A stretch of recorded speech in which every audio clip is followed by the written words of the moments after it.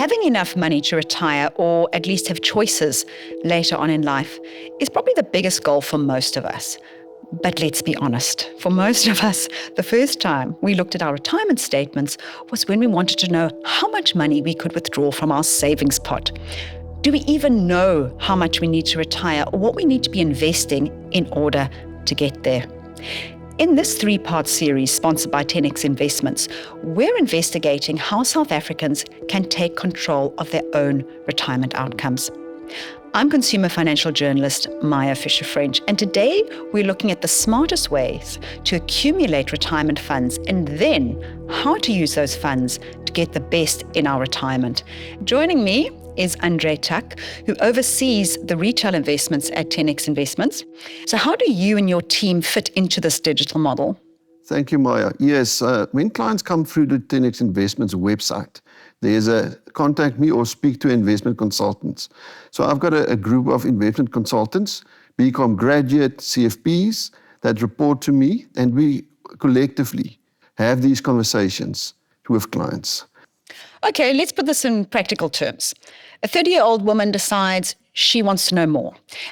She wants to know, do I need to put more money away for retirement? Is my company fund enough? I've also been reading about tax-free savings accounts. She comes through, she clicks a button. What is the process? Yeah, so we would ask that person, the very, very important, contributing to a company pension or provident fund, or they in the private sector, do they contribute to a retirement annuity in a personal capacity? And then we'll ask them that very important question I referred to.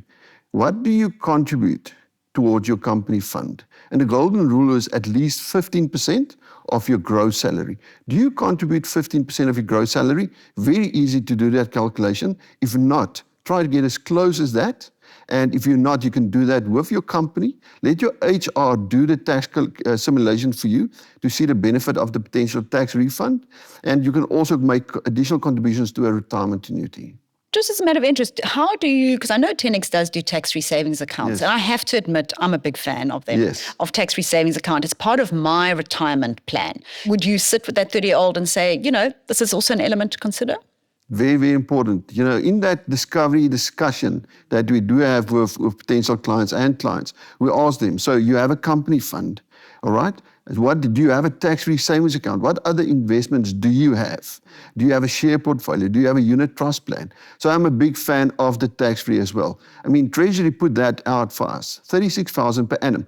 Totally tax-free. One of the most tax-efficient products in the industry, and I still think very underutilized. Clients that do understand that. I remember about 5 years ago when I told a male that him and his wife and their two children all of them individually can invest 36,000. He said, "Is that for real?" I said, "Of course. Make use of that benefit. It's given to you."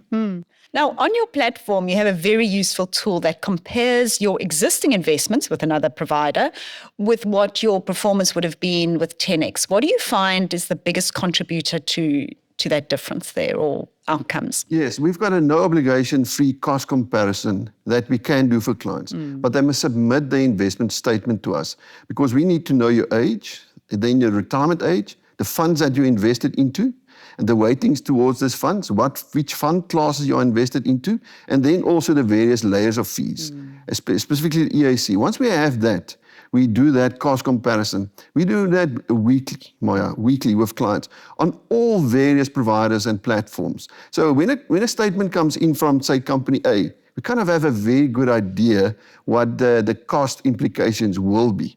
And it's an important point you raise because I remember once trying to understand the costs of my mother's investments. And I said to her, "Mom, ask for these costs." And I kept saying, "But they're missing this cost, they're missing that cost." You never very often get the true costs, don't you? But I suppose you know what to look for because you were dealing with these things. Definitely. We do get statements, then it's a summary or it's this or that. So I kind of force clients to get the EAC from the provider. Although they send a summary statement, I'll give them an opportunity, ask the provider for EAC, because I want for them to see themselves, not only when we do the cost comparison comes back to them, but only for themselves. Now they know that, yes, this 1 or 2 or 3% might potentially have negative implications for you over time. Because at the end of the day, Maya, It's about the net return to the client. A fund fact sheet tells you it's 10% returns. What is the return for you, for person B, C, and D? Because we all invest in various funds, in various platforms, using various financial advisors. What is the net return to you as the client? No, I spoke about that 30-year-old coming onto the platform. Hopefully she makes the right decisions and starts accumulating assets for retirement. But then you get to retirement, right? And I think that's sometimes the hardest part, because you've now got all these choices. Do I take a guaranteed annuity? Do I take a living annuity? Do I take a hybrid? And Andre, I'm going to challenge you here. I would think that this is where advice becomes absolutely critical. And so how do you manage that in an unadvised environment? I'm still very surprised at the older people coming through in the 50s, 60s, and 70s. Don't say 50 is old, Andre. Coming through to 10X Investments, doing their homework. Clients are so much more informed. They do their homework. What's very important here is that emotional decision, a living annuity transition or a life annuity transition when you retire, there's a due date, it's going to happen, compulsory at 63, for example.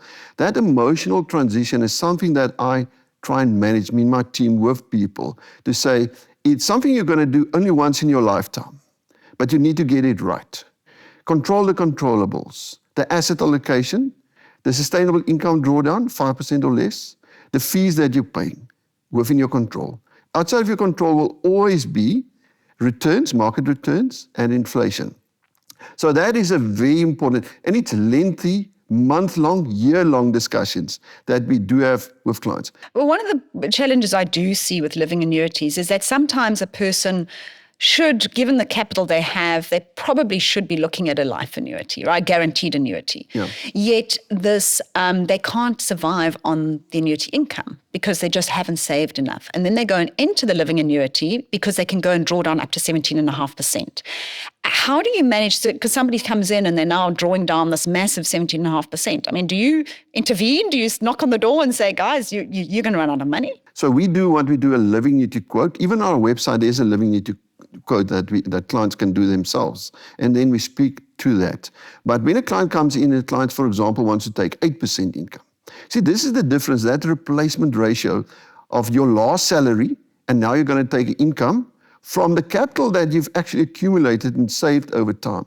That is what you draw from. So it's very important when, in this example, 8% drawdown, I'm going to show you what is the difference between the longevity of your capital of 8% versus 5.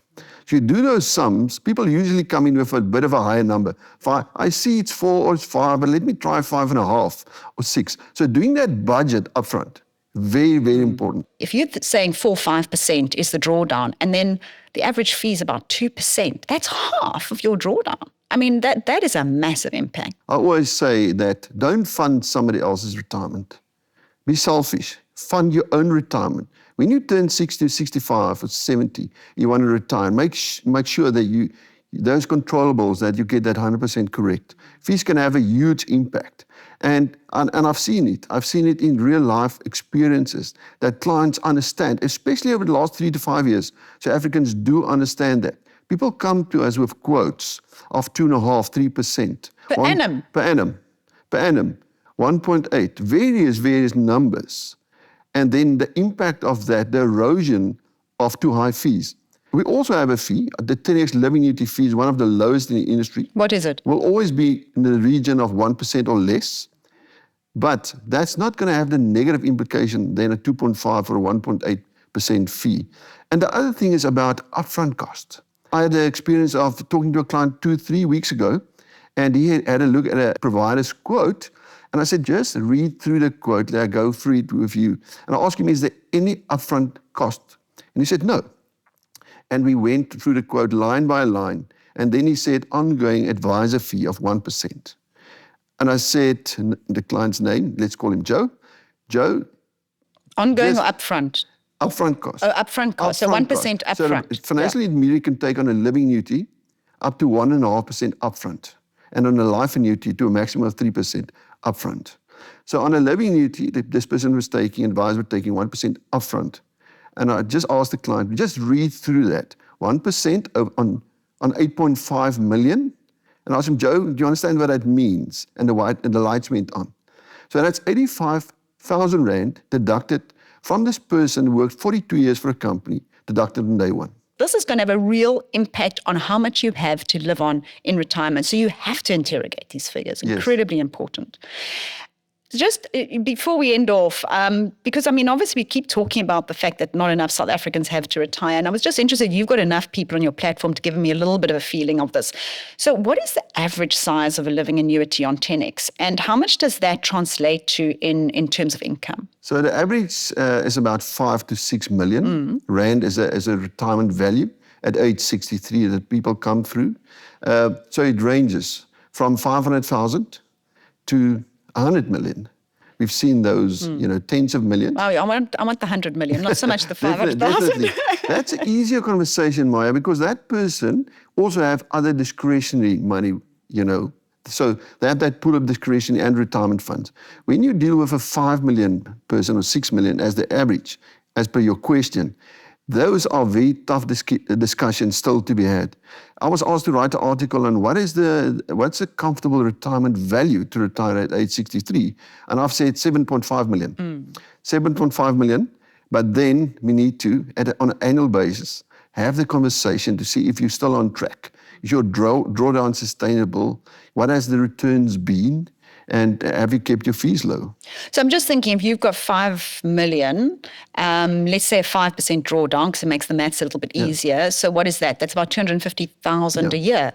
That's not, 20,000 a month. It's difficult. And people don't realize that. And that's before tax, by the way. Yes. Yeah. That's very, very difficult. So what I try and do is when I speak to a person and we're talking about what is the income they require, I refer them to TaxDim. I say, let's do the gross and the net. I always ask, what is the net income you want? Don't tell me 20.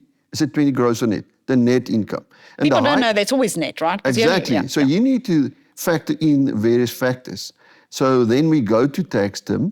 We go and have a look. If you take higher income, what is the implication? For example, 77,000 gross is 50,000 net. Just an example. And that's where SARS comes in.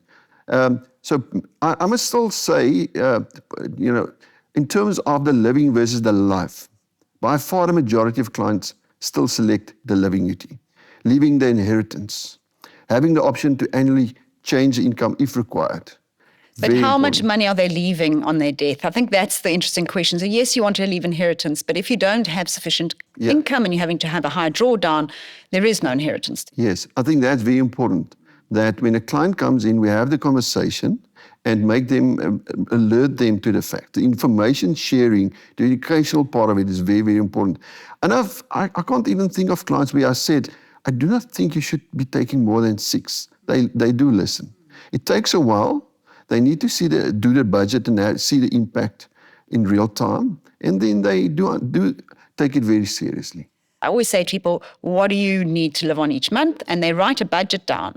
It's not the real budget. Once you actually start tracking expenses, understanding what it costs to live, it's always higher. In my career, I once had a person that phoned in, it was about 5 years ago, and said retiring on the day. And my question was, why? Why are you only phoning today? Why have you not done that? On the other hand, we've got clients 3, 4, 5 years prior to retirement date that be talking to, ongoing, information sharing all the time. Well, Andre, I want to say thank you so much. I think you have highlighted also the retirement crisis a little bit. Why, if you need 7.5 million, most people have 5, it's not enough. And that's where the shortfall comes. And I think I've been doing a lot of discussions and articles about the need to supplement retirement, working past this age of 63. I think that's very key.